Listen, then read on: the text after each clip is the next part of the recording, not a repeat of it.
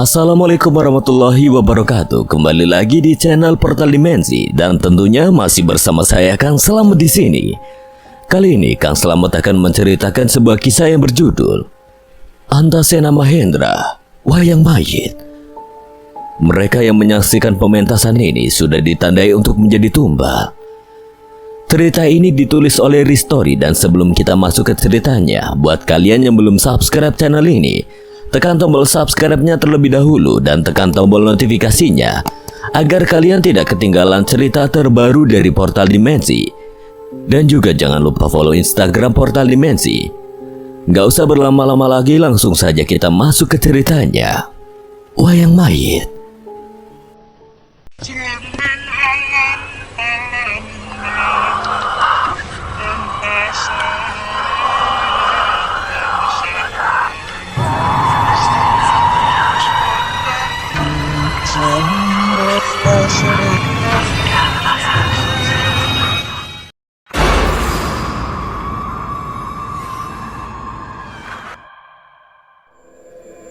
Bayu menatap ke arah teman-teman Kang Jaya di dalam mobil. Salah satu dari mereka seorang pemuda berpostur tegap dengan rambut pendek yang duduk di kursi belakang, menatap Bayu dan Adi sambil tersenyum ramah.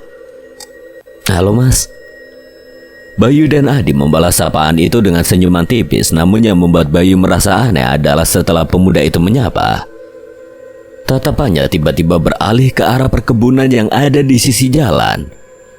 Matanya tampak serius seolah melihat sesuatu di sana. Pandangannya tajam sampai-sampai Bayu ikut menoleh ke arah yang sama, meski tidak melihat apa-apa di kebun yang gelap itu.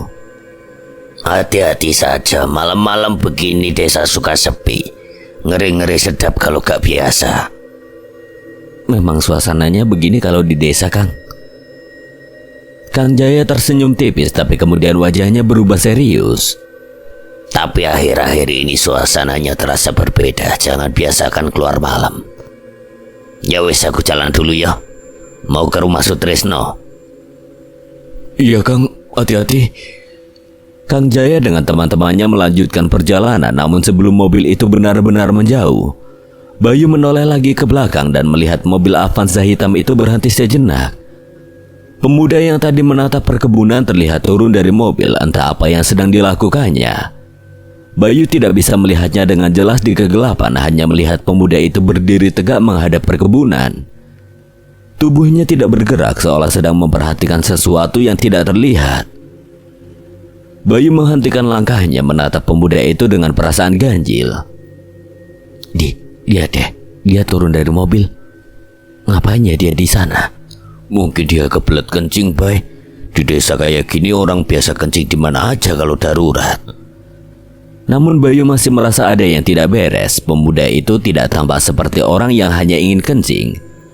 Cara dia berdiri, tatapan tajamnya ke arah perkebunan, semuanya terasa ganjil, tapi Bayu memutuskan untuk tidak terlalu memikirkannya. Malam ini ia menghela nafas dalam, berusaha menenangkan pikirannya. "Ya wes, ayo kita pulang." Akhirnya Bayu dan Adi melanjutkan langkahnya. Adi mengangguk dan mereka pun kembali melanjutkan perjalanan pulang. Malam itu ketidakpastian dan misteri di balik desa Pucung Wetan semakin menggelayut di benak Bayu. Setelah kejadian di balai desa, Bayu semakin yakin bahwa ada sesuatu yang aneh di balik pementasan wayang Kidarsa. Peringatan samar dari Kidarsa. Kondisi Pak Dibimo yang semakin memburuk membuatnya tidak bisa tinggal diam. Bersama Adi, Bayu memutuskan untuk pergi ke desa sebelah, tempat salah satu korban lain jatuh sakit setelah menonton pementasan wayang yang sama. Mereka berdua tiba di desa sebelah, Desa Jatiluhur. Setelah menempuh perjalanan singkat di pagi yang suram, desa itu tampak tidak jauh berbeda dari Pucung Wetan. Hanya lebih sepi, rumah-rumah berjajar rapi di sepanjang jalan dengan beberapa warga desa yang tampak sibuk melakukan aktivitas sehari-hari. Namun suasana di sana terasa lebih suram dan sunyi. "Di mana rumahnya, Di?" "Di ujung gang ini, sebentar lagi juga sampai." Bayu dan Adi menuju rumah salah satu keluarga yang anggotanya jatuh sakit setelah menonton pementasan Kidarsa. "Ini rumahnya, Bay." Mereka tiba di depan sebuah rumah sederhana bergaya Jawa klasik yang terbuat dari kayu jati. Rumah itu tampak tua dan sedikit kusam, namun masih terlihat kokoh. Adi segera mengetuk pintu kayu itu dengan sopan, lalu mengucapkan salam. Assalamualaikum Bu, kula nuwun. Maaf ganggu. Tak lama, pintu dibuka oleh seorang wanita tua berusia sekitar 50-an. Rambutnya sudah penuh uban dan wajahnya tampak menyiratkan kelelahan yang mendalam. Seolah beban hidup yang berat ada di pundaknya. Ia menatap mereka dengan raut wajah heran namun tetap ramah. Waalaikumsalam. Iya, ada perlu apa, Nak? Adi dan Bayu sedikit menundukkan kepala menunjukkan rasa hormat. Benar ini rumahnya Bu Ija? Iya benar, saya sendiri. Maaf ganggu Bu, saya Adi dari desa sebelah Pucung Wetan. Ini teman saya Bayu, kami ingin bertanya kalau tidak keberatan Bu. Wanita itu terdiam sejenak, tampak sedikit ragu sebelum akhirnya berbicara. Apa kalian mau bicara soal suami saya yang sakit? Iya Bu, kalau diperbolehkan. Kami ingin berbicara sebentar tentang apa yang terjadi. Tapi kalau memang tidak bisa sekarang, kami bisa kembali lain kali. Wanita itu menghela nafas panjang lalu tersenyum tipis. Silakan masuk, Nak. Kita bisa bicara di dalam. Maaf, rumahnya agak berantakan. Suami saya masih sakit, jadi saya tidak sempat membereskan semuanya. Tidak apa-apa Bu, terima kasih sudah berkenan menerima kami. Adi melangkah masuk bersama Bayu menunjukkan rasa hormatnya. Mereka masuk ke dalam rumah yang sederhana namun bersih. Di ruang tamu tampak seorang pria tua terbaring di atas dipan. Tubuhnya kurus, wajahnya pucat dan matanya terpejam. Nafasnya terdengar berat seolah-olah setiap tarikan nafasnya memerlukan perjuangan. Bu Ija duduk di kursi kayu tua di dekat mereka, menunduk sejenak sebelum berbicara. Maaf Bu apabila lancang. Suami Ibu kenapa bisa sakit seperti ini? Suami saya jatuh sakit setelah menonton pementasan wayang beberapa hari lalu. Dia biasanya suka nonton wayang, tapi kali ini dia langsung jatuh sakit begitu pulang. Sudah berapa hari Bu suami Ibu sakit? Dan apakah sudah dibawa ke dokter? Sudah Le, tapi dokter mengatakan kalau suami saya hanya demam biasa dan hanya memberikan beberapa obat-obatan saja. Tapi sampai 4 hari ini tidak terlihat membaik. Bayu dan Adi saling tatap. Penyakit yang diderita suami Ibu Ija sama dengan penyakit yang diderita Pak De Bimo. Maaf Bu, kami tidak bermaksud ganggu atau nambah beban. Tapi kami ingin tahu apakah ada yang aneh dari pementasan malam itu. Sebenarnya pementasan itu tampak biasa saja Le. Tapi suasananya juga mencekam. Orang-orang merasa ada yang berbeda. Beberapa orang sempat melihat penampakan-penampakan menyeramkan saat pementasan dimulai. Penampakan? Iya, suami saya salah satu orang yang melihatnya. Dia juga melihat ada bayangan lain di balik layar, tepatnya di sebelah Kidarsa yang sedang memainkan wayang miliknya. Pak Rahman langsung sakit begitu pulang Bu? Iya Le, begitu sampai di rumah dia demam tinggi dan kondisinya semakin memburuk setiap hari. Padahal sebelum nonton wayang dia sehat-sehat saja. Bayu merasakan bulu kuduknya berdiri. Percakapan ini semakin menambah keyakinannya bahwa ada yang tidak beres dengan pementasan wayang Kidarsa. Gitu ya Bu. Ya sudah Bu, terima kasih atas waktu dan penjelasannya. Kami izin pamit dulu. Kami doakan semoga Pak Rahman cepat sembuh. Terima kasih Nak, hati-hati di jalan ya. Bayu dan Adi pun berpamitan dengan sopan dan melangkah keluar dari rumah itu. Mereka berjalan kembali di sepanjang jalanan desa yang sepi. Pikiran Bayu dipenuhi oleh rasa penasaran yang semakin besar. Boy, kamu percaya sama cerita tadi? Ada yang aneh. Di hawa dingin, penampakan penyakit mendadak. Aku yakin ada maksud tertentu Kidarsa melakukan pementasan itu. Jadi langkah selanjutnya apa? Kita harus tahu lebih banyak tentang Ki Darsa. Pementasan wayangnya sudah lama diadakan. Dan selama ini orang-orang selalu percaya bahwa wayang itu membawa keselamatan. Tapi sekarang orang-orang sakit setelah menontonnya. Bahkan ada yang meninggal. Aku rasa pementasan itu meminta tumbal nyawa. Tumbal maksudmu? Ki Darsa menggunakan ilmu hitam dengan meminta tumbal? Bayu mengangguk. Jika setiap Ki Darsa melakukan pementasan ada yang mati, Bayu menduga kalau Ki Darsa membutuhkan tumbal untuk tujuan tertentu. Dan pastinya berhubungan dengan ilmu hitam. Kita harus mengetahui masa lalu Ki Darsa dan cerita di balik rencana penumbalan yang dilakukan Ki Darsa. Adi terdiam, mencoba mengingat-ingat siapa orang yang mungkin mengerti tentang Ki Darsa. Aku tahu, kita harus bertanya pada siapa. Setelah kembali dari desa Jatiluhur, Bayu dan Adi merasa bahwa mereka tidak bisa menunda lebih lama. Rasa penasaran bercampur dengan ketakutan membuat mereka semakin ingin mengetahui kebenaran di balik pementasan wayang Ki Darsa. Sesampainya di Pucung Wetan, keduanya sepakat untuk menemui salah satu tetua desa, Mbah Darmo. Yang dikenal baik oleh Adi, Mbah Darmo adalah orang yang pernah bekerja sebagai asisten Ki Darsa. Dan Adi yakin bahwa Mbah Darmo tahu banyak tentang masa lalu Ki Darsa, terutama mengenai hal-hal yang tidak banyak diketahui orang. Mbah Darmo tinggal di sebuah rumah tua di ujung desa, tidak jauh dari ladang yang luas. Rumahnya sederhana, dengan pekarangan yang dipenuhi tanaman obat. Bayu dan Adi melangkah pelan menuju rumah itu.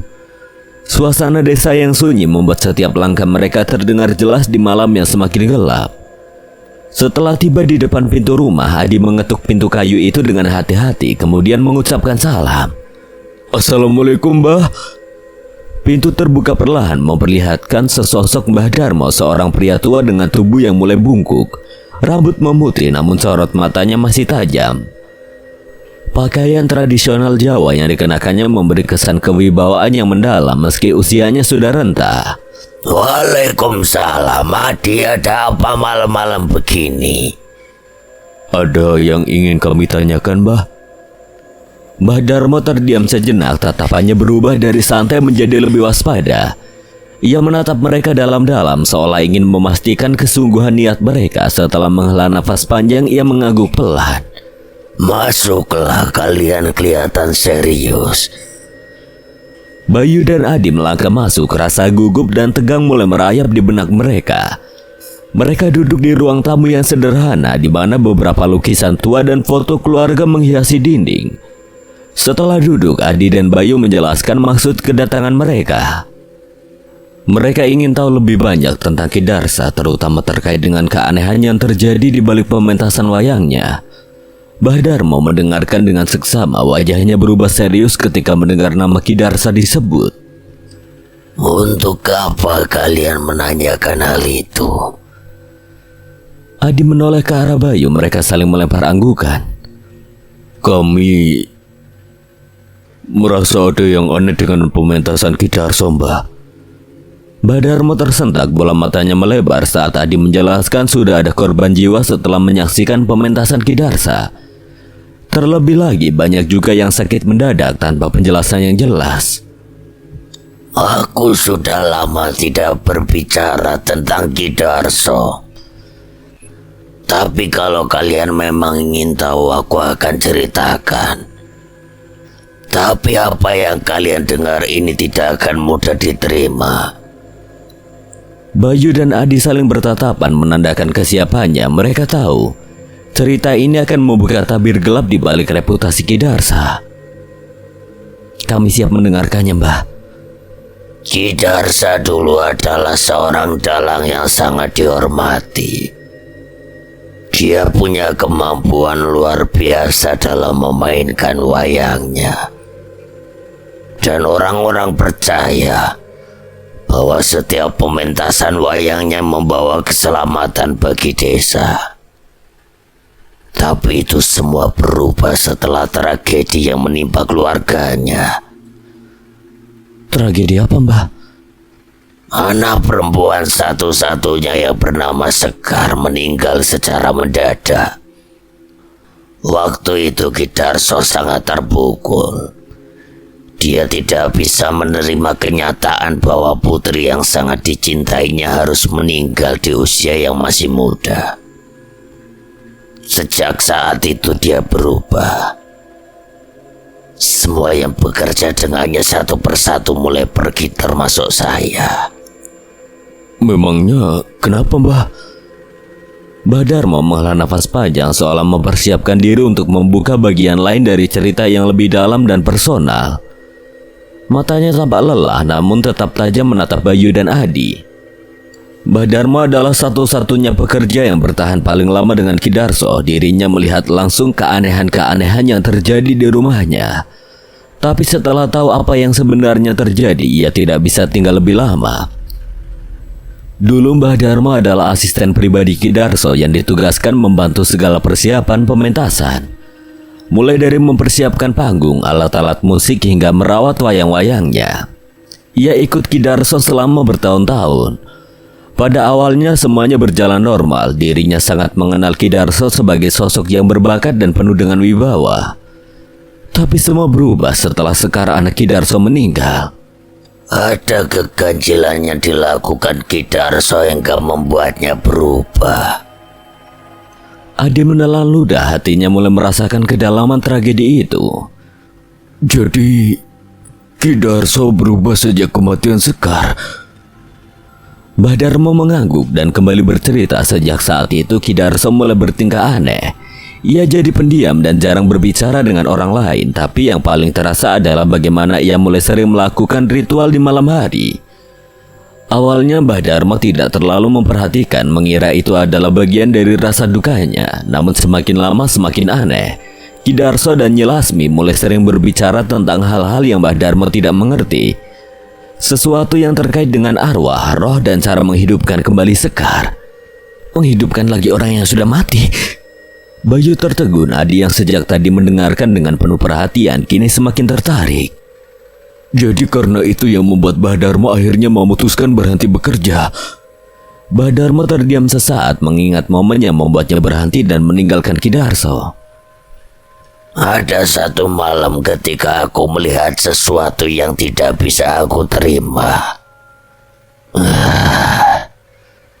Mbah Darso seolah masih trauma dengan apa yang dilihatnya. Pada saat itu Mbah Darso masuk ke ruang kerjanya untuk menyiapkan wayang seperti biasa, tapi malam itu berbeda. Dirinya melihatnya Lasmi duduk di depan sebuah patung, berdoa sambil merapal mantra aneh dalam bahasa yang tidak ia mengerti. Dan Ki Darso berdiri di belakangnya seperti orang yang kehilangan jiwanya. Penyembah patung. Bayu dan Adi terkejut mendengar kata-kata itu. Mereka saling tatap, mencoba memahami apa yang baru saja mereka dengar. Di zaman seperti ini sangat sulit bagi mereka untuk menerima kenyataan bahwa masih ada orang yang masih menyembah patung.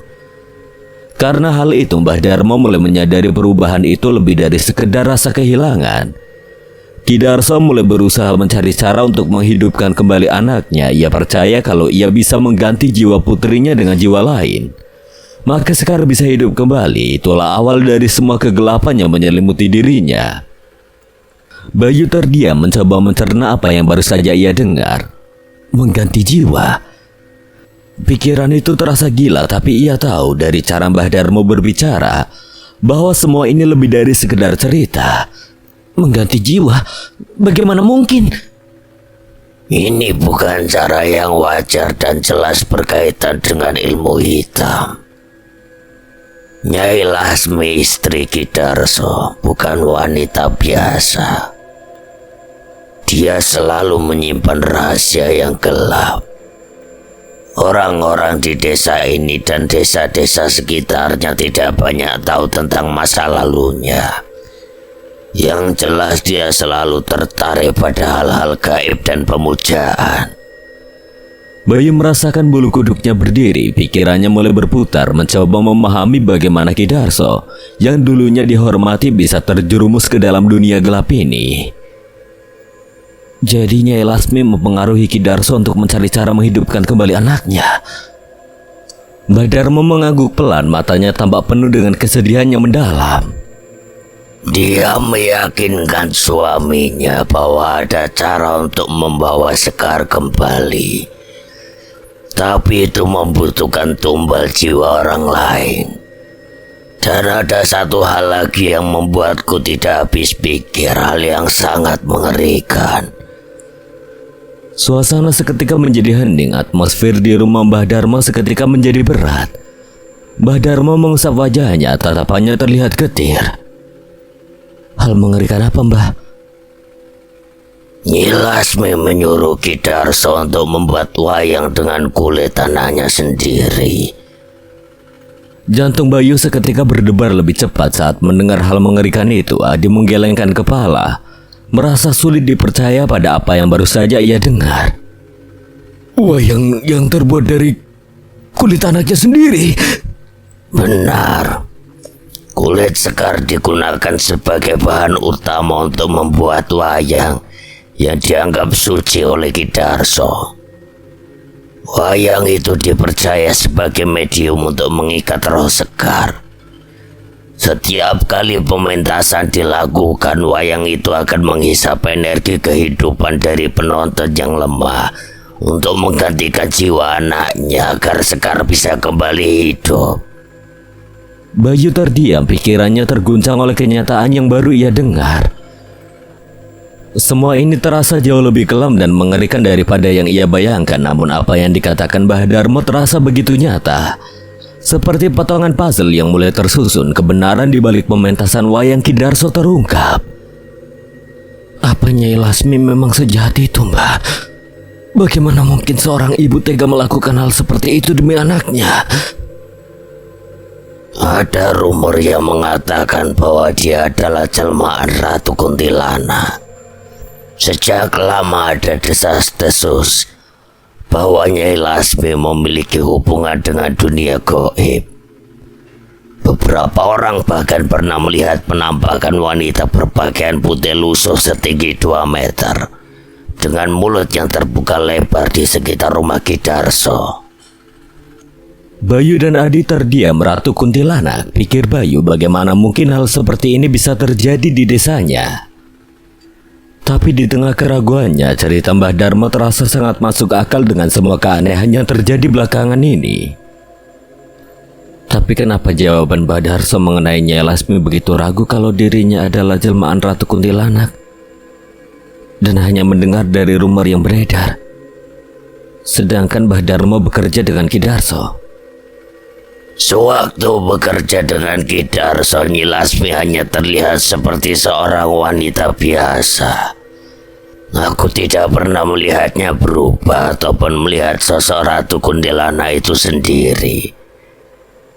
Namun jika dikaitkan dengan dirinya yang penyembah patung serta memiliki ilmu hitam, aku merasa rumor itu benar adanya.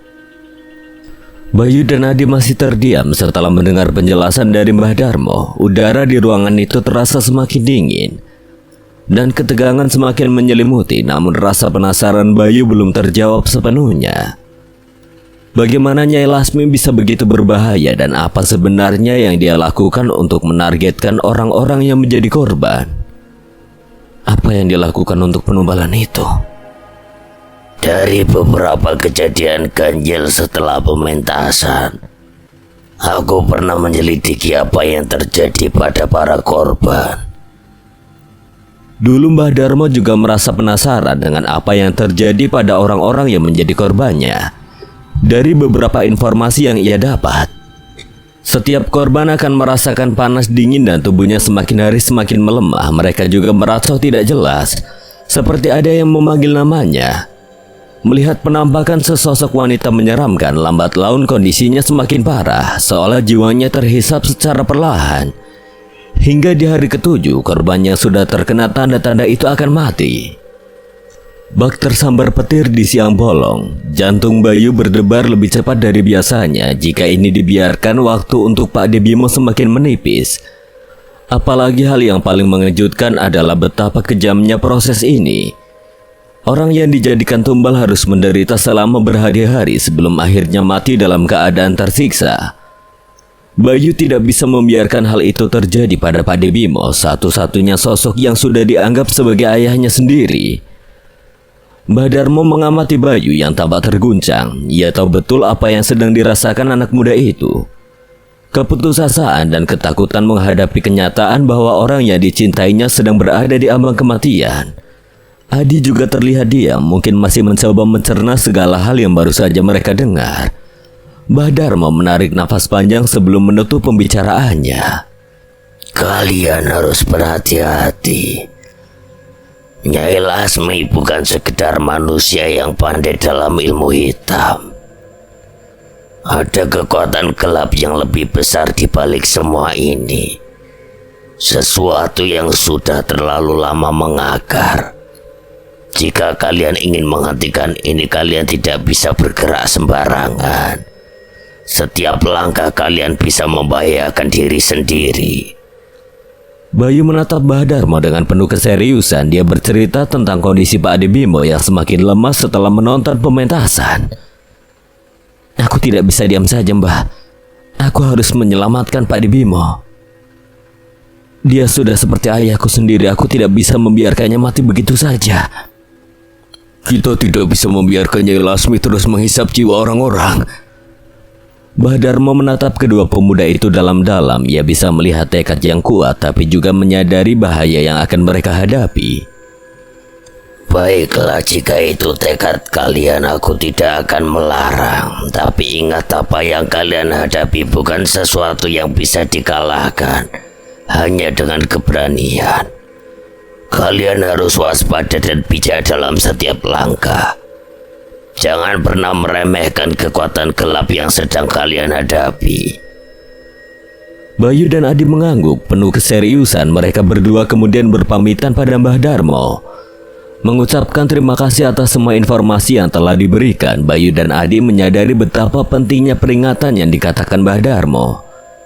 Mereka segera berjalan pulang. Pikiran masing-masing dipenuhi dengan apa yang harus dilakukan selanjutnya. Apa yang harus aku lakukan selanjutnya?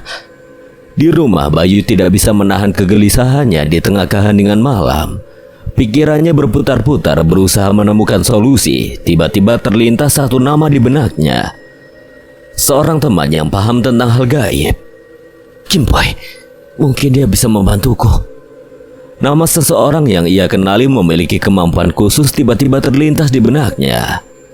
Dia adalah Arya atau yang biasa juga dipanggil Kim Boy. Meski temannya itu terbilang masih muda, namun kemampuan yang ditakdirkan untuk dirinya miliki pasti bisa membantu Bayu menyelesaikan permasalahan ini.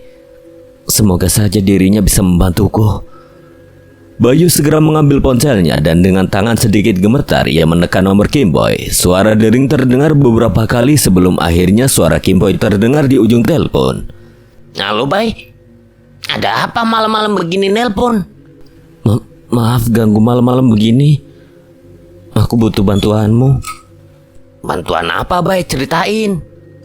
Bayu menghela nafas panjang sebelum menjelaskan semuanya yang telah terjadi, mulai dari pementasan wayang Kidarsa, kondisi Pak Adi Bimo yang semakin melemah, hingga rahasia kelam yang baru saja ia dengar dari Mbah Darmo. Kim Boy mendengarkan dengan serius, tidak menyela sama sekali. Setelah Bayu selesai bercerita, Kim Boy terdiam sejenak sebelum akhirnya bersuara.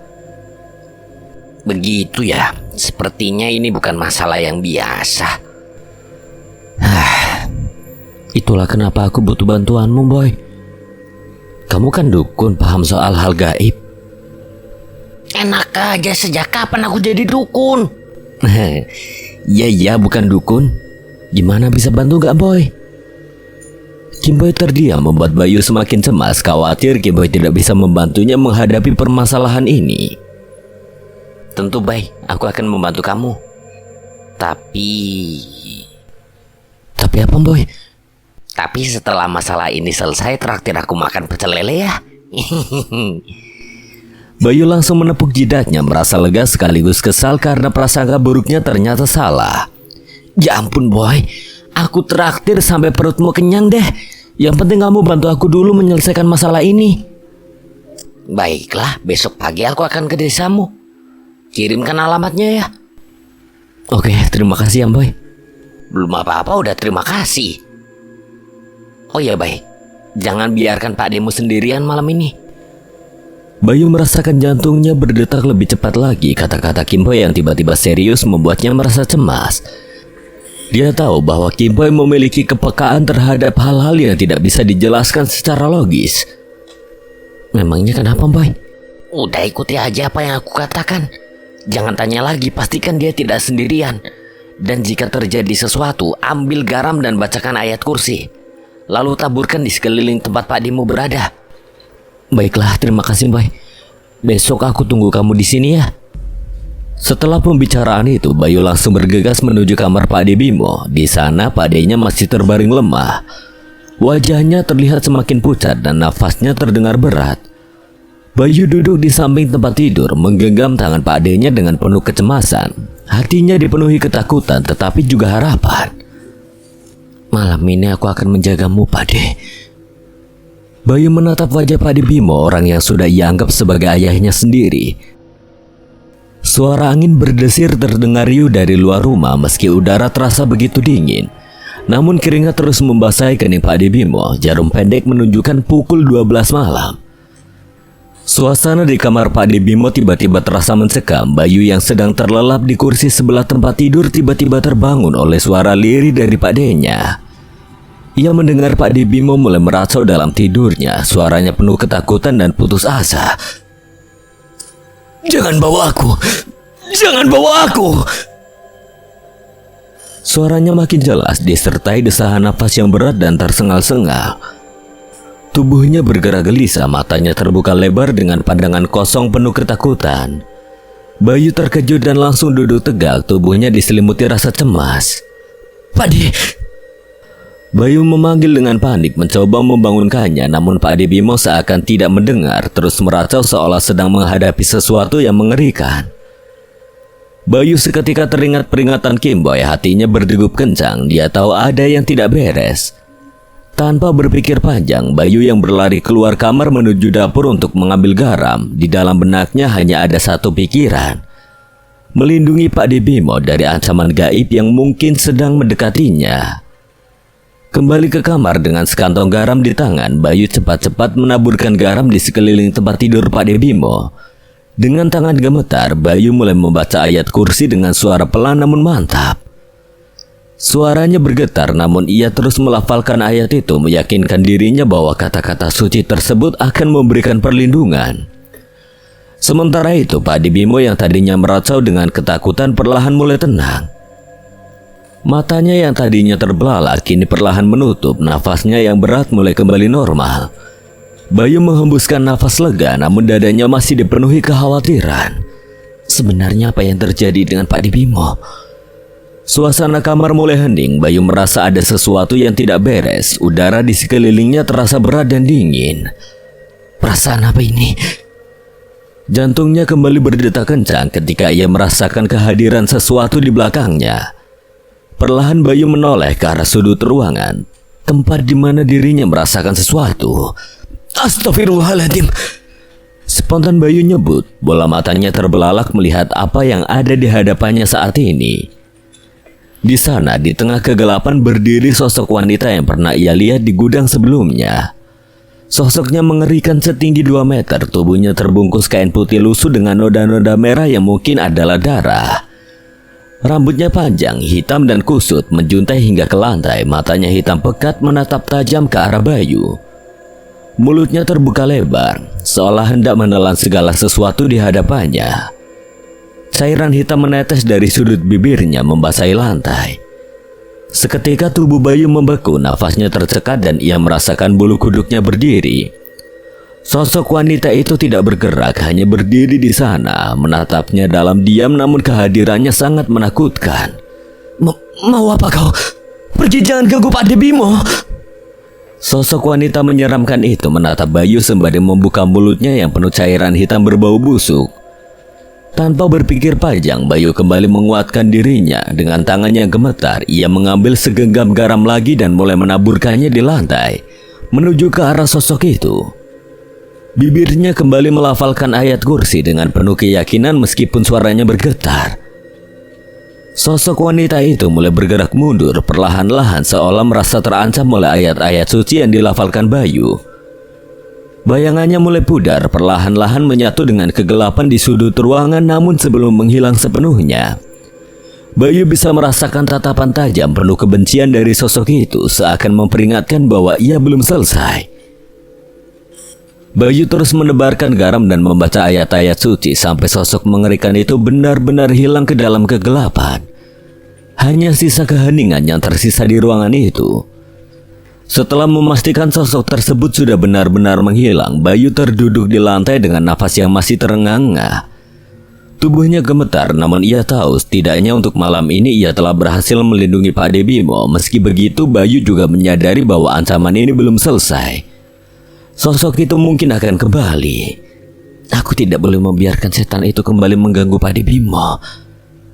Sambil menggenggam erat kantong garam, Bayu menatap Pak Debimo yang kini terlihat lebih tenang di tempat tidurnya. Ia tahu bahwa besok bersama Kim Boy mereka harus mulai mencari cara untuk menghentikan kengerian ini sebelum semuanya terlambat. Malam itu Bayu hampir tidak bisa tidur kembali. Rasa khawatir menyelimuti dirinya. Takut apabila setan itu kembali, namun dirinya harus tetap beristirahat agar besok bisa menuntaskan permasalahan ini bersama Kim Boy. Akhirnya Bayu memutuskan untuk mengambil wudhu untuk sholat tahajud, meminta perlindungan Yang Maha Kuasa, sekaligus menenangkan diri kembali. Bayu merasa lebih tenang setelah melaksanakan sholat tahajud. Dirinya kembali tidur di kursi sebelah kasur Pak Debimo dengan masih menggenggam sekantong garam. Pagi itu suasana rumah Bude Rati terasa lebih mencekam dari biasanya. Ketenangan yang biasanya mengisi rumah itu tergantikan oleh perasaan cemas dan was-was yang tidak terbendung. Bayu sudah bangun sejak subuh, matanya terus menatap gawai yang ia genggam, menunggunya dengan penuh harap pesan dari Kim Boy, teman lamanya yang sekarang menjadi satu-satunya harapan untuk menyelamatkan Pak Debimo. Angin pagi berhembus lembut, namun tidak mampu menenangkan kecemasan yang ada di hati Bayu. Beberapa kali ia mondar-mandir di ruang tamu, telinganya waspada mendengar suara dari luar, berharap kedatangan Kim Boy bisa secepat mungkin. Tiba-tiba suara notifikasi pesan masuk terdengar dari ponsel Bayu. Dengan cepat ia membuka pesan itu dan membaca isinya. Aku udah sampai. Bayu menghela nafas lega. Tidak lama setelah membaca pesan tersebut, terdengar langkah kaki dari arah luar. Dengan sedikit terburu-buru, Bayu berjalan ke pintu depan dan segera membukanya. Akhirnya kamu datang juga, Boy. Di halaman rumah Bude Rati, Kim Boy berdiri dengan tenang, mengenakan jaket gelap yang biasa ia kenakan. Wajahnya tampak serius, berbeda dari biasanya, tatapan matanya tajam. Seolah sudah siap menghadapi situasi yang sulit, Kim Boy dan teman lama yang sudah Bayu kenal sejak dulu. Namun kini perannya terasa lebih dari sekedar teman. Ia adalah harapan yang bisa membantu Pak Debimo. Halo, Bay. Gimana kabarmu? Bayu sedikit tertegun mendengar sapaan itu. Meskipun Kim Boy tampak serius, ada sentuhan basa-basi yang menenangkan, mengingatkan Bayu pada masa-masa ketika mereka masih sering bercanda. Namun kali ini Bayu tahu situasinya jauh lebih berat dari sekedar obrolan santai. Alhamdulillah sehat, Boy. Gimana kamu sendiri? Lama gak ketemu, bro. Aku baik-baik aja, Bay. Kalau nggak sehat nggak mungkin bisa sampai sini. Gimana kabar Pak De? Seolah senyum singkat muncul di wajah Bayu meskipun hatinya masih dirundung cemas. Keadaan Pak De makin parah, Boy. Aku benar-benar butuh bantuanmu. Dia kelihatan semakin lemah dari hari ke hari. Kim Boy mengangguk tegas tanpa banyak berkata-kata. Baiklah, yuk kita lihat Pak Demo sekarang. Mereka berdua berjalan menuju kamar Pak Debimo, di mana Bude Rati duduk di samping suaminya dengan wajah penuh kekhawatiran. Tubuh Pak Debimo terlihat semakin kurus, nafasnya terdengar berat dan terputus-putus. Wajahnya pucat, seolah kehidupan perlahan-lahan pergi meninggalkan tubuhnya. Semalam dia ketakutan dan meracau. Aku sudah coba melindunginya dengan garam dan doa seperti yang kamu bilang. Kim Boy melangkah mendekat dengan tenang. Ia menatap tubuh Pak Debimo dengan serius, selalu perlahan memejamkan matanya. Dalam keheningan, Kim Boy menggunakan mata batinnya untuk merasakan lebih dalam kondisi Pak Debimo. Hawa dingin merayap di ruangan itu semakin jelas saat Kim Boy mulai merasakan energi gelap yang menyelimuti tubuh Pak Debimo. Bayangan hitam samar terlihat melingkari tubuhnya seperti belita yang perlahan menghisap energi kehidupannya. Kau benar, Bay, ini bukan penyakit biasa. Ini teluh. Bayu menatap Kim Boy dengan kaget, begitu pula Buderati yang kini tampak semakin cemas. Apa maksud perkataanmu, nak? Ini teluh yang bekerja secara perlahan. Menyerap jiwa korbannya, energi hitam sudah merasuki tubuh Pade Bimo. Menghisap kehidupannya sedikit demi sedikit. Kalau dibiarkan dia bisa meninggal dalam beberapa hari. Bayu dan Buderati tersentak. Buderati yang berdiri di sebelah Bayu langsung menutup mulutnya dengan tangan. Wajahnya pucat. Ya Allah, bagaimana bisa ini terjadi? Air mata mulai membasahi pipinya meski ia berusaha tetap tegar. Bayu menggenggam tangan Buderati mencoba menenangkannya meskipun hatinya sendiri dipenuhi kecemasan. Aku tidak menyangka ada orang yang tega melakukan hal ini. Mendengar penjelasannya itu Buderati semakin terisak. Apa yang harus kita lakukan? Aku tidak ingin kehilangan suamiku. Saya akan mencoba memberikan perlindungan sementara untuk Pade Bimo. Kim Boy lalu berdiri dan menatap Pade Bimo yang masih terbaring lemah. Ia meletakkan telapak tangannya di dada Pade Bimo, lalu mulai melafalkan ayat-ayat suci dengan lirih. Bayu dan Buderati memandang dengan penuh harap. Perlahan, suasana kamar terasa lebih ringan dan nafas Pade Bimo yang tadinya tersengal-sengal kini terdengar lebih stabil dan tenang. Selesai membacakan amalan pelindung, Kim Boy menarik nafas dalam-dalam dan menatap Bayu serta Buderati. Bagaimana keadaannya sekarang, Boy? Aku sudah memberikan perlindungan sementara ini. Ini akan memperlambat penyebaran teluh agar tubuh Pade Bimo tidak semakin melemah. Tapi ingat, ini hanya sementara. Teluh ini hanya bisa dihentikan sepenuhnya dengan menghentikan orang yang mengirimkannya. Buderati menangis sambil mengelus kepala suaminya yang masih terbaring lemah. Sementara itu, Kim Boy mengalihkan pandangannya ke sudut kamar dan melihat sesuatu yang mencurigakan. Ia mendekati sudut ruangan dan menemukan abu hitam yang tampak aneh di lantai. Kim Boy berjongkok memeriksa abu tersebut lalu bertanya pada Bayu. Kamu tadi malam menaburkan garam di sini, Bay? Iya, Boy. Semalam aku melihat sosok wanita tinggi menyeramkan berdiri di situ. Jadi aku taburkan garam sambil membaca ayat kursi. Memangnya kenapa, Boy? Abu ini adalah sisa energi negatif yang terbakar oleh garam yang kamu taburkan. Energi gaib melebur ketika terkena garam dan doa. Ini menandakan bahwa entitas itu terkena dampaknya. Aku boleh minta garam, Bay? Bayu mengangguk. Ia segera ke dapur untuk mengambil sekantung garam dan memberikannya pada Kim Boy. Ini garamnya, Boy. Untuk apa garam itu? Untuk menyingkirkan energi negatif yang tersisa di rumah ini, kita harus memastikan tidak ada celah bagi energi itu untuk kembali. Kim Boy kemudian melantunkan ayat-ayat suci sambil berjalan mengelilingi rumah, menaburkan garam di setiap sudut. Setiap kali dia melewati sudut-sudut gelap rumah, dia menebar garam sambil melafalkan doa. Setelah selesai, ia kembali ke tengah ruangan dan menghela nafas panjang. Ini akan memberi perlindungan sementara untuk rumah ini, tapi ingat, teluh itu masih ada di tubuh Pak Demo dan satu-satunya jalan untuk menyelamatkannya adalah menghentikan orang yang mengirim teluh tersebut. Kalau gitu nanti malam kita langsung bergerak saja. Kebetulan nanti malam pementasan wayang yang aku ceritakan padamu akan diadakan nanti malam. Pementasan wayang Ki Darso? Bayu mengangguk lalu menjelaskan bahwa pementasan itu diadakan oleh warga desa untuk menolak bala. Setelah kematian Pak Narto dan beberapa orang lainnya yang jatuh sakit termasuk Pak Debimo. Mendengarkan penjelasan Bayu, Kim Boy mengerenyitkan dahi. Sejak kapan pementasan wayang bisa menolak bala? Ini tidak masuk akal. Ada yang salah dengan kepercayaan warga sini. Aku juga berpikir hal yang sama, Boy. Rasanya tidak ada yang masuk akal dalam semua ini. Bayu dan Kim Boy sepakat bahwa bukan pementasan yang akan memberikan perlindungan, hanya yang kuasalah yang mampu memberikan perlindungan mutlak, bukan pementasan atau apapun.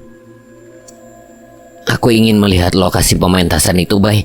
Mungkin kita bisa menemukan petunjuk di sana. Bayu mengangguk namun tidak langsung mengiyakan permintaan Kim Boy. Kita sarapan dulu lah sambil nunggu temanku datang. Kamu juga pasti lelah setelah perjalanan panjang. Istirahat sebentar, setelah itu kita lanjut ke lokasi pementasan. Kim Pai tidak menolak tawaran itu. Mereka kembali berpaling ke Bude Rati yang masih terisak di samping tempat tidur suaminya. Wajahnya memerah karena menangis, matanya sembab dan tubuhnya sedikit bergetar. Ia mengusap air mata di pipinya, namun kesedihannya masih tampak jelas. Bayu meletakkan tangan di pundak Bude Rati, mencoba menenangkan wanita yang begitu terpukul oleh keadaan suaminya itu. Bude, Bayu tahu ini sulit, tapi kita sedang berusaha melakukan yang terbaik untuk menyelamatkan Pak Ade. Benar Bude, yang terpenting adalah tetap tenang dan terus berdoa. Insya Allah Pak Ade Bimo masih bisa diselamatkan. Bayu menggenggam tangan Bude Rati dengan erat. Aku dan Kim Pai sedang berusaha mencari cara untuk menghentikan semua ini. Pak Ade pasti bisa sembuh. Aku tidak akan membiarkan hal buruk terjadi. Bayu meremas tangan Bude Rati, berusaha memberikan rasa tenang. Bude Rati menatap Bayu dengan mata berkaca-kaca, lalu menghela nafas dalam-dalam, mencoba menenangkan diri meski hatinya masih bergemuruh. Terima kasih nak, Bude hanya berharap semuanya bisa kembali normal. Bayu tersenyum tipis sembari menatap ke dalam mata Bude Rati. Bayu janji akan mengembalikan kehidupan kita dengan Pak Ade Bimo kembali normal. Di sebuah ruangan gelap di rumah Ki Darso, suasana terasa begitu suram dan dingin. Lilin-lilin kecil menyala di sekeliling patung yang terbuat dari batu hitam legam. Patung itu tampak menakutkan dengan lukisan wajah seorang dewi yang tersenyum dingin. Tatapan matanya kosong namun penuh kekuasaan. Di hadapan patung itu berdiri seorang wanita dengan pakaian hitam panjang. Rambutnya tergerai sampai ke punggung, wajahnya tegang namun penuh keyakinan. Ada apa Lasmi? Kenapa kau memanggilku? Ya, wanita itu adalah Nyai Lasmi, istri dari Ki Darso, sang dalang wayang mayit. Ki Darso duduk di sudut ruangan memperhatikan istrinya dengan cemas. Hatinya diliputi kebimbangan antara rasa cinta pada keluarganya dan perasaan bersalah yang semakin menghantuinya. Namun Nyai Lasmi selalu berhasil membujuknya dengan kekuatan dan keyakinan yang dimilikinya. Pementasan nanti malam, aku merasakan ada yang berbeda. Suaranya rendah namun penuh dengan nada dingin. Ia masih membelakangi Ki Darso, tidak mengalihkan pandangannya dari patung Dewi Kutukan yang berada di depannya. Ki Darso menatap punggung istrinya dengan rasa takut dan hormat. Berbeda bagaimana Lasmi? Apa yang akan terjadi? Nyai Lasmi menghela nafas panjang, tangannya perlahan-lahan menyentuh patung yang dingin dan keras itu. Akan ada 6 orang yang mencoba mengganggu pementasan kita. 6 orang? Siapa mereka Lasmi? Apa mungkin mereka Bayu dan Adi? Ia cemas mengingat kehadiran Bayu yang sudah mulai mencurigai apa yang terjadi. Nyai Lasmi perlahan menggeleng, matanya tetap menatap patung itu dengan dalam. Tidak hanya mereka, ada yang lebih kuat, lebih berbahaya. Mereka bukan orang biasa. Mereka akan mencoba menghentikan apa yang sudah kita mulai. Ki Darso merasakan bulu kuduknya berdiri. Ada sesuatu dalam suara Nyai Lasmi yang membuatnya semakin gelisah. Lalu apa yang harus kita lakukan? Pementasan nanti malam sangat penting. Kita masih harus terus memberi jiwa pada Sekar. Nyai Lasmi akhirnya berbalik menatap Ki Darso dengan mata tajam yang penuh kebencian dan kekuasaan. Kita tidak akan gagal. Aku akan mengirim makhluk-makhluk penjaga untuk menjaga pementasan kita. Mereka akan memastikan tidak ada yang berani mengganggu. Ki Darso mengangguk pelan meski hatinya masih diliputi keraguan. Apakah ini akan cukup Lasmi? Mereka yang kau sebutkan, apa mereka sekuat itu? Nyai Lasmi melangkah mendekat ke arah Ki Darso. Suaranya semakin lirih namun penuh kekuatan. Aku sudah mempersiapkan ini jauh lebih lama dari yang kau kira, Darso. Aku tahu apa yang harus kulakukan. Tidak ada yang bisa menghentikan kita malam ini. Dewi akan memberikan kekuatan lebih besar dan makhluk-makhluk yang akan berjaga malam ini bukan hanya untuk melindungi pementasan, tapi juga untuk memastikan semuanya berjalan sesuai rencana. Ki Darso terdiam mencoba menenangkan hatinya yang masih bimbang. Ia tahu bahwa Nyai Lasmi sudah terlibat begitu dalam dengan kekuatan gelap ini.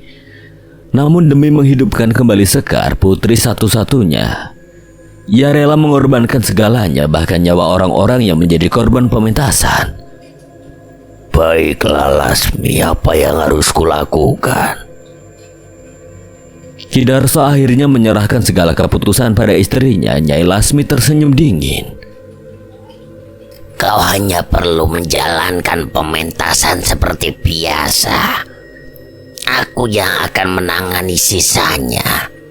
Makhluk-makhluk itu akan berjaga di sekeliling area pementasan. Jika ada yang mencoba mendekat atau mengganggu, mereka akan menyingkirkan para pengganggu itu sebelum mereka punya kesempatan untuk melawan. Ki Darso mengangguk meski hatinya masih penuh keraguan. Kau yakin ini akan berhasil? Aku yakin dan kau harus yakin juga. Nanti malam kita akan mendapat apa yang sudah lama kita inginkan. Jiwa-jiwa mereka akan menjadi bagian dari pementasan dan tidak ada yang bisa menghentikannya. Ki Darso menarik nafas panjang meski ia masih merasa ada sesuatu yang salah. Ia tahu bahwa tidak ada jalan lain, semuanya sudah terlambat. Mereka telah terlalu jauh masuk ke dalam kegelapan. Baiklah Lasmi, nanti malam kita lakukan sesuai rencana. Nyai Lasmi tersenyum dingin lalu kembali menatap patung Dewi Kutukan. Menangkupkan kedua tangannya seraya membungkuk pelan, 3 orang pria melangkah menyusuri jalanan perkebunan desa Pucung Wetan. Pagi itu, udara segar dan angin lembut meniup dedaunan menciptakan suasana yang damai di antara hamparan hijau yang luas. Bayu, Adi, dan Kimpoy berjalan dengan langkah mantap, sementara di sekitar mereka, warga desa mulai sibuk dengan aktivitas sehari-hari. Para petani mempersiapkan diri untuk ke sawah, dan beberapa ibu-ibu tampak bercakap-cakap di depan rumah. Sesekali Bayu dan Adi menyapa warga yang mereka kenal. Pagi Bu Siti. Pagi nak Adi, nak Bayu. Loh, sudah pulang dari kota ya? Ya Bu, baru pulang kemarin. Sekarang lagi jalan-jalan sebentar. Kimpoy yang berjalan di samping mereka memperhatikan suasana desa dengan tatapan penuh kewaspadaan. Meskipun suasananya tampak biasa, ada sesuatu yang terasa tidak selaras. Seperti bayang-bayang yang tersembunyi di balik pagi yang tenang ini. Mereka bertiga akhirnya sampai di balai desa tempat pementasan wayang akan diadakan nanti malam. Panggung kayu sudah berdiri tegak di tengah-tengah halaman dengan hiasan tradisional yang menggantung di sekitaran panggung. Kimpoy memutar pandangan mengamati panggung tersebut dengan seksama, mencoba merasakan apakah ada yang ganjil atau tidak. Tanpa banyak bicara, Kimpoy mulai memutari panggung, memperhatikan setiap sudutnya dengan teliti. Bayu dan Adi berdiri di samping mengikuti gerakannya dengan penuh rasa ingin tahu.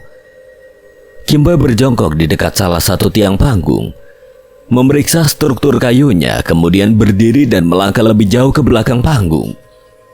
Gimana Boy? Ada yang aneh? Tidak ada yang mencurigakan, Bay.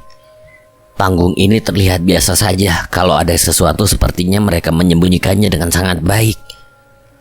Bayu dan Adi saling berpandangan, merasa sedikit lega namun tetap tidak sepenuhnya tenang. Saat mereka masih berdiri di sana, Bayu secara tidak sengaja melirik ke arah perkebunan di sekitar balai desa. Di kejauhan ia melihat 4 orang pria berjalan di sepanjang pinggiran kebun, seolah-olah mereka sedang memutari area panggung pementasan. Mereka ngapain di sana? Bayu menunjuk ke arah 4 pria tersebut. Kimpoy dan Adi langsung memandang ke arah yang sama. Keempat pria itu tampak tidak tergesa-gesa, melangkah dengan tenang namun penuh perhatian. Salah satu dari mereka tampak familiar, itu adalah Kang Jaya, pria yang mereka temui beberapa waktu lalu. Mereka kelihatan seperti sedang memeriksa sesuatu. Kita samperin aja yuk. Mereka bertiga segera berjalan mendekati keempat pria tersebut. Setelah beberapa langkah, rupanya itu adalah Kang Jaya dan 3 temannya. 2 dari pria tersebut tampak biasa saja. Namun yang ketiga, seorang pria berambut gondrong berpakaian seperti gembel. Kang Jaya? Bayu mencoba memecah keheningan. Lagi ngapain di sini, Kang? Bayu, Adi, ini kami cuma lihat-lihat, kebetulan teman-teman saya penasaran sama pementasan nanti malam. Kim Boy diam memperhatikan dengan seksama pria yang berdiri di belakang Kang Jaya. Pria itu memiliki karisma yang kuat. Ada sesuatu yang berbeda darinya. Tatapan pria itu juga tidak lepas dari Kim Boy. Seolah menilai sesuatu dari dirinya. Kang Jaya yang juga melihat itu segera memperkenalkan temannya pada Bayu, Adi dan juga Kim Boy. Oh iya, kenalin teman-teman saya dari Gunung Kidul. Reza, Kuncoro, dan Mahendra. Mereka semua saling berkenalan dan berjabat tangan. Namun ketika Kim Boy berjabat tangan dengan pria bernama Mahendra, keduanya seketika terpaku. Baik Kim Boy maupun Mahendra tampak merasakan sesuatu yang berbeda saat tangan mereka bertemu. Seolah ada energi yang tersambung di antara mereka. Kim Boy perlahan menatap cincin di jari tangan Mahendra, sebuah cincin permata dengan beberapa warna berkilauan. Sementara Mahendra menatap gelang di pergelangan tangan Kim Boy. Tidak lama kemudian Mahendra tersenyum tipis, lalu menganggukkan kepalanya dengan ramah. Salam kenal. Saya Mahendra. Kim Boy. Kim Boy membalas senyuman itu, tetapi tatapannya tidak lepas dari cincin di jari Mahendra. Ada sesuatu yang aneh dari cincin itu, seolah mengandung energi yang sulit dijelaskan. Mereka saling bertukar pandang selama beberapa detik sebelum akhirnya teman Kang Jaya yang bernama Kuncoro memecah suasana. Siapa tadi jenenge? Kuproy. Teman Kang Jaya yang bernama Reza seketika menarik rambut gondrong Kuncoro seraya berucap, Kuproy batumu. Lah terus apa? Wong aku dengernya itu kok Kecipoy. Bayu dan Adi seketika tertawa mendengar jawaban Reza. Mahendra hanya bisa menepuk jidat dengan tingkah kedua temannya. Kim Boy yang namanya jadi candaan justru ikut tertawa. Bukan Kuproy atau Kecipoy. Dia Arya, biasa dipanggil Kim Boy. Maaf ya, duo kopla ini suka asal kalau ngasih nama sesuatu. Suasana seketika jadi sedikit lebih ringan. Kang Jaya menggeleng pelan sembari menghela nafas. Kalian sendiri kenapa kesini pagi-pagi? Bukannya semalam sudah kesini? Kami juga cuma lihat-lihat persiapan untuk nanti malam, Kang. Bayu tidak ingin menunjukkan terlalu banyak ketertarikan pada pementasan yang sedang mereka curigai. Ya sudah, kalau gitu nanti malam pementasannya pasti ramai. Semoga lancar-lancar saja. Pasti, Kang. Setelah berbasa-basi sejenak, Kang Jaya dan 3 temannya melanjutkan langkah mereka mengelilingi area sekitar panggung. Namun saat Bayu menatap ke kejauhan, ia melihat pria bernama Mahendra itu berhenti sejenak di pinggir perkebunan, memandang ke arah panggung dengan tatapan serius. Sesuatu dalam sikapnya membuat Bayu merasa aneh. Kim Boy juga terdiam memperhatikan pria itu dari kejauhan. Tatapannya sedikit berbeda, seolah menegaskan apa yang sedang ia lihat. Bayu yang penasaran seketika menepuk bahu Kim Boy. Ada apa, Boy? Kamu ngerasain sesuatu dari orang itu? Nggak ada apa-apa, Boy. Nggak usah khawatir. Ya sudah, yuk kita balik. Ada yang ingin aku persiapkan untuk nanti malam. Kim Boy berbalik meninggalkan tempat ini. Lantunan doa terdengar lirih di dalam sebuah kamar di rumah Bude Rati. Suaranya penuh konsentrasi. Sementara di depan, 3 kantung garam dan 1 gelas teh hangat tergeletak. Selesai membaca beberapa amalan, ia perlahan membuka matanya, menarik nafas panjang dan menatap garam yang telah didoakannya dengan hikmat. Dirinya kemudian keluar dari kamar membawa 3 kantung garam dan 1 gelas teh tersebut. Di ruang tamu, Bayu, Adi, dan Bude Rati sudah menunggu dengan penuh harap. Sudah, Boy. Kim Boy mengangguk lalu menyerahkan 1 kantung garam pada masing-masing dari mereka dengan pesan tegas. Ini garam yang sudah didoakan buat jaga-jaga. Simpan baik-baik, jangan dibuang. Kalau ada yang aneh atau terasa ada sesuatu yang mendekat, taburkan ini. Bude, kalau ada hal yang aneh terjadi, taburkan garam ini di sekeliling rumah dan bacakan ayat kursi. Kami akan kembali secepat mungkin. Bude Rati mengangguk meskipun wajahnya masih dipenuhi kekhawatiran. Baik nak, Bude akan menjaga Pak De Bimo. Kalian hati-hati di balai desa ya. Oh iya baik. Aku boleh minta gula? Tanpa berkata-kata, Bayu langsung ke dapur dan mengambil gula lalu menuangkannya ke dalam mangkuk kecil. Nih boy, Terima kasih banyak. memangnya gulanya bisa dipakai buat ngusir energi negatif boy?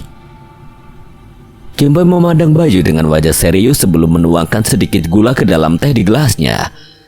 Melihat itu, Bayu mendadak memasang ekspresi datar seolah mengerti maksud Kim Boy. Tehku kurang manis, Bay. Tinggal bilang aja kalau butuh tambah gula boy. Aku kira buat ngusir setan juga. Sampai kapanpun setan gak takut sama gula, Bay. Mereka gak ada yang kena diabetes loh.